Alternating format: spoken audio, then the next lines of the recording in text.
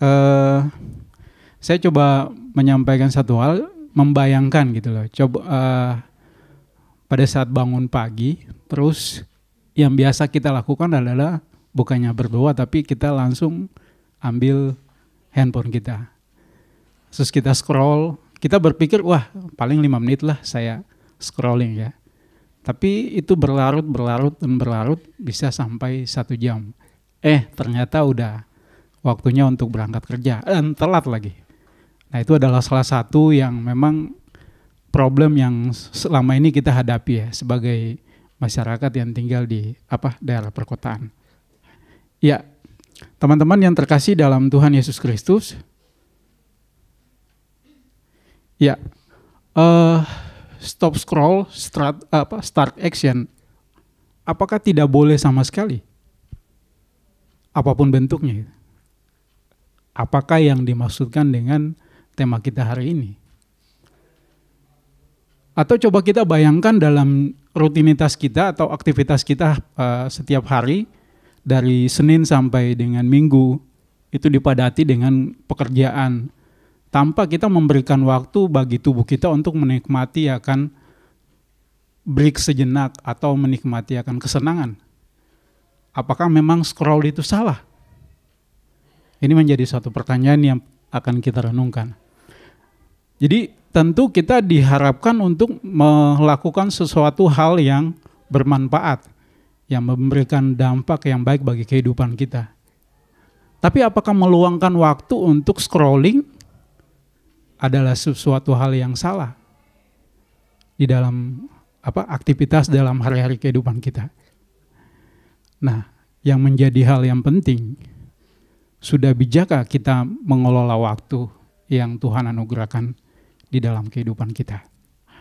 Ya, untuk lebih lanjut saya mengajak kita buka dari kita membaca bersama-sama dari Efesus pasal 5 ayat 15 dan 17. Nanti ada satu lagi bagian yang akan kita baca bersama-sama. Efesus pasal 5 ayat 15 sampai dengan 17. Ya, mari kita baca bersama-sama. Karena itu perhatikanlah dengan saksama bagaimana kamu hidup. Janganlah seperti orang bebal, tapi seperti orang arif. Dan pergunakanlah waktu yang ada, karena hari-hari ini adalah jahat. Sebab itu janganlah kamu bodoh, tetapi usahakanlah supaya kamu mengerti kehendak Tuhan. Ya, kita baca satu bagian lagi dari Mazmur pasal yang ke-90 ayat yang ke-12. 3, 2, 1. Ajarlah kami menghitung hari-hari kami sedemikian, sehingga kami memperoleh hati yang bijaksana. Ya, teman-teman yang terkasih di dalam Tuhan Yesus Kristus, dua bagian ini mengajarkan kita tentang bagaimana kita menghargai waktu yang Tuhan beri. Nah, kita mengetahui bahwa waktu itu adalah anugerah Tuhan. Waktu itu adalah yang Tuhan berikan di dalam kehidupan kita, dan kita tidak boleh menggunakannya dengan sembarangan. Kita tidak boleh membuangnya dengan percuma, dengan sia-sia. Dan juga waktu itu harus kita gunakan dengan bijaksana di dalam kehidupan kita. Nah, yang jadi pertanyaan adalah, apakah kita benar-benar tahu bahwa waktu itu adalah anugerah Tuhan? Karena seringkali yang saya menyadari ketika saya melakukan mempersiapkan ini, saya menyadari bahwa kadang pemahaman saya terkait dengan waktu itu masih pada level dasar. Jadi dalam memahami sesuatu, baik waktu ataupun hal-hal yang lain di dalam kehidupan kita, itu dia ada tingkatannya. Nah, yang pertama, itu masih sekedar sebuah data atau informasi yang kita terima, masih sekedar informasi aja gitu, data mental lah. Nah, seringkali kita hanya sampai di sini gitu. Oh iya, saya udah tahu, jadi nggak perlu ikut lah. Ya misalnya kadang ada beberapa kegiatan, misalnya di gereja dengan tema yang sama, walaupun mungkin pembicaranya beda. Wah, gue udah dengar lah yang kayak gitu mah, jadi nggak perlu lagi. Padahal seringkali ketika misalnya kita mengulang itu menambah sesuatu pemahaman yang lebih dalam dan memperkaya kita di dalam pemahaman kita terkait dengan sesuatu hal. Nah, tingkatan yang kedua adalah mengerti dan memahami. Jadi informasi itu diproses dan dipahami dan sesuatu yang masuk akal. Saya ambil contoh waktu. waktu adalah anugerah Tuhan. Tapi bukan hanya sampai kita mengerti bahwa waktu adalah anugerah Tuhan, tapi kita memahami, oh iya, kalau misalnya waktu ada anugerah Tuhan, maka Tuhan bisa aja ngambil waktu itu kapan aja gitu loh. Nah, ini adalah sesuatu level di atas sebuah pengetahuan yang hanya sekedar sebuah data. Nah, di level berikutnya, kita meyakini bahwa kebenaran itu tidak dipahami secara logika, tapi juga diterima di dalam hati sebagai sebuah kebenaran.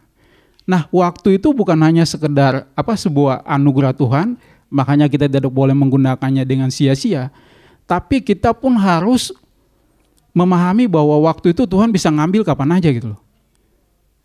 Sehingga di level yang keempat, kita bisa menghidupi bahwa, oh iya, saya nggak boleh nih sembarangan menggunakan waktu yang Tuhan sudah anugerahkan.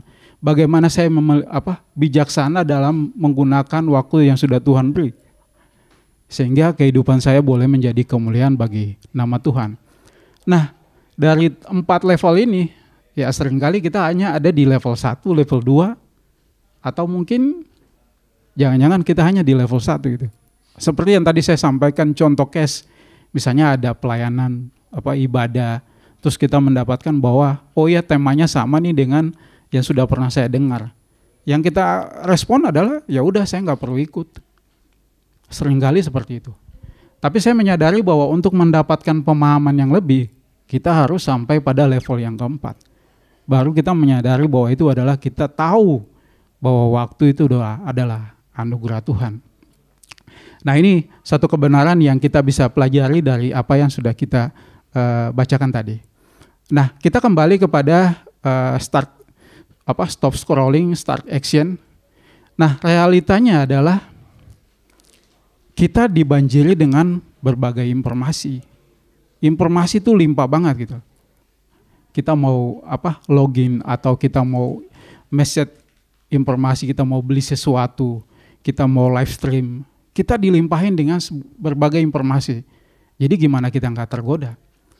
Jadi kita banjir informasi akan hal-hal yang seperti ini. Nah, realitanya juga adalah dunia itu menawarkan konten-konten yang menarik. Jadi seringkali dunia itu memberikan sesuatu yang kadang kita merasa kita makan gitu loh. Jadi ketika kita scroll dan kita mendapatkan sesuatu yang menarik, ya kita jadi agak lama gitu.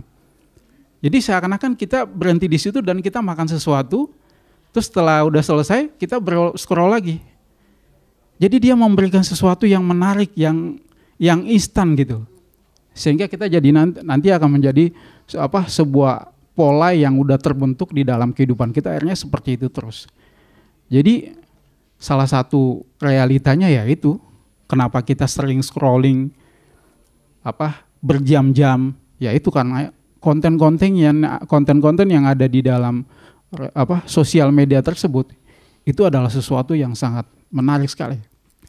Nah, akhirnya kita terjebak di dalam scroll tanpa henti.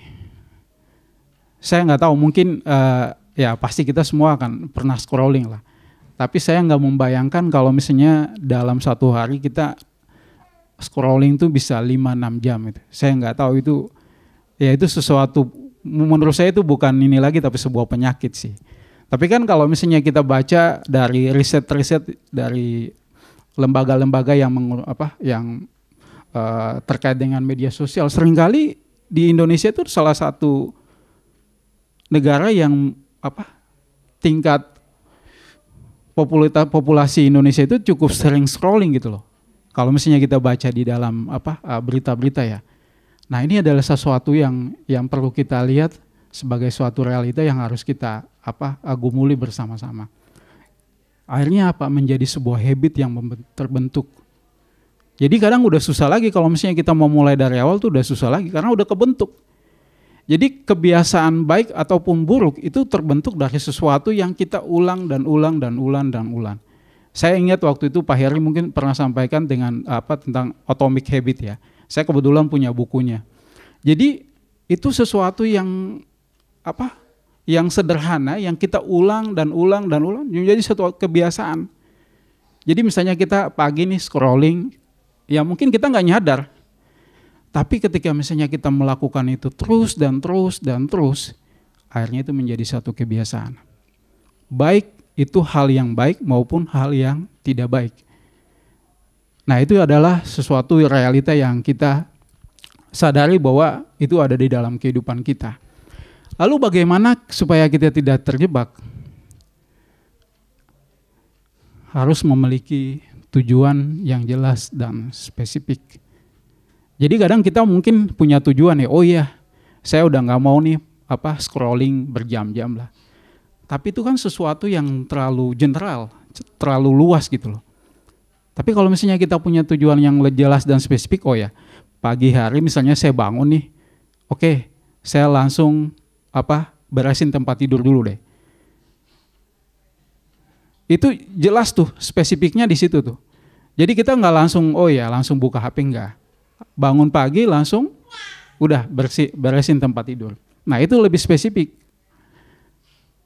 Jadi kita pun harus disiplin. Jadi ketika kita udah memiliki tujuan yang jelas, nah kita harus disiplin tuh. Seringkali ini satu hal yang disiplin tuh nggak mudah ya. Kadang kita misalnya kalau nonton sesuatu, misalnya pertandingan olahraga, kalau misalnya kalah kita kadang suka ngomel, tapi kalau misalnya menang, wah hebat ya.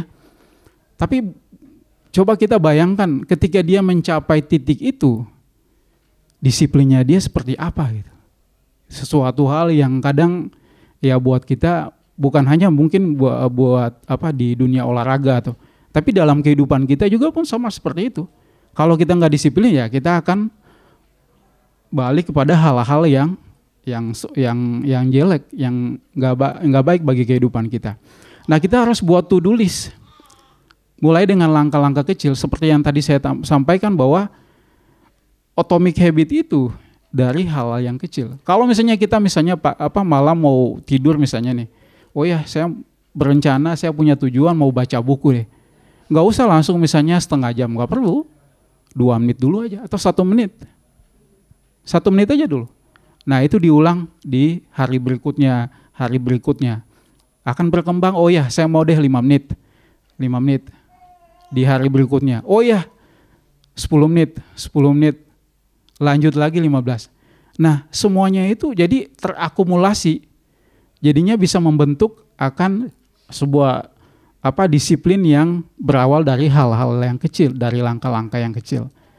Nah, dengan melakukan ini menurut saya pasti kita akan keluar dari misalnya problem-problem kita. Bukan hanya terkait dengan scrolling atau yang berjam-jam di medsos, tapi juga untuk hal-hal yang lain.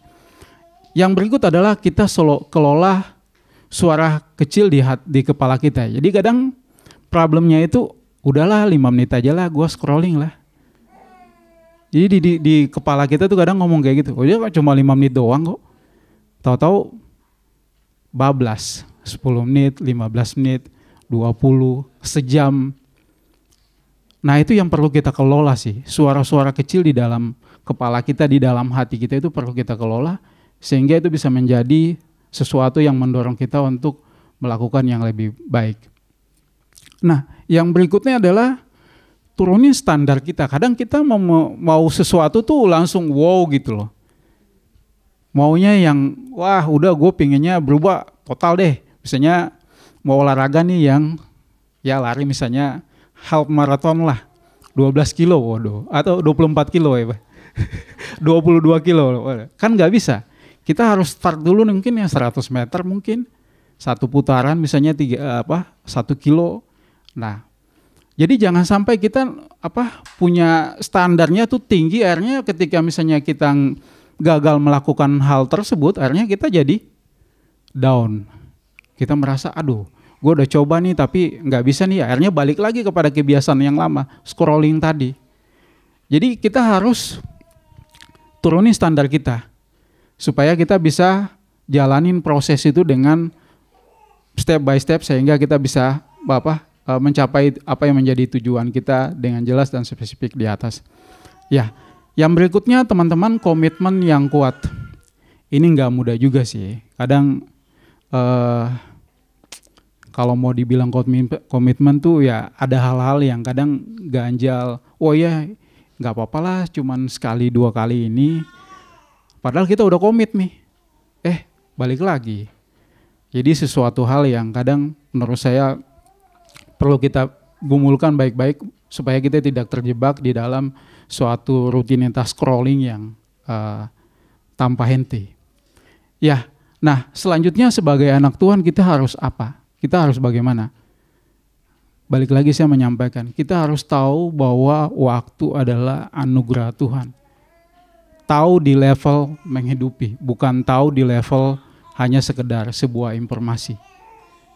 Nah itu kita harus tahu dan ada di level tersebut. Gampang nggak? Ya nggak gampang. Pasti berat, pasti sulit. Tapi kita mau coba ke sana, kita mau belajar untuk menjadi anak-anak Tuhan yang boleh menjadi kemuliaan bagi nama Tuhan. Yang berikutnya adalah bangun relasi dengan Tuhan, ya berdoa dan baca Alkitab. Baca buku-buku yang bisa menolong kita sehingga kita bisa terbangun di dalam relasi yang baik dengan Tuhan. Nah, ini yang terakhir, jadilah bijaksana. Seringkali kadang kita berpikir gini, saya bukan hanya terkait dengan scrolling, kok misalnya saya udah berusaha kok Tuhan kayaknya nggak tolong-tolong saya nggak bisa keluar dari problem ini nih. Tapi kadang saya berpikir gini, ada titik di mana ketika misalnya Tuhan menolong kita. Tapi ada titik di mana ketika Tuhan melihat kita untuk, oh ya saya biarin kamu jalan sendiri, kamu bisa nggak? Jadi bukan Tuhan meninggalkan kita, tapi Tuhan lagi lihat nih, kita di mana, kita bergerak nggak nih, atau kita mundur gitu. Nah kita taunya dari mana ya Ji? Bijaksana. Bijaksana dengan dapat dari mana? Dari berdoa, dari baca Alkitab tadi. Jadi dengan bijaksana kita bisa mengatur akan waktu yang sudah Tuhan anugerahkan di dalam kehidupan kita. Kita bisa bijaksana sehingga kita bisa memanfaatkan waktu istilahnya untuk beristirahat, untuk break sejenak. Ya mungkin scrolling menurut saya sih nggak apa-apa ketika misalnya kita tidak berlebihan di dalam melakukan hal tersebut. Tapi ketika itu berlebihan ya itu menjadi sesuatu penyakit yang memang harus kita hindari.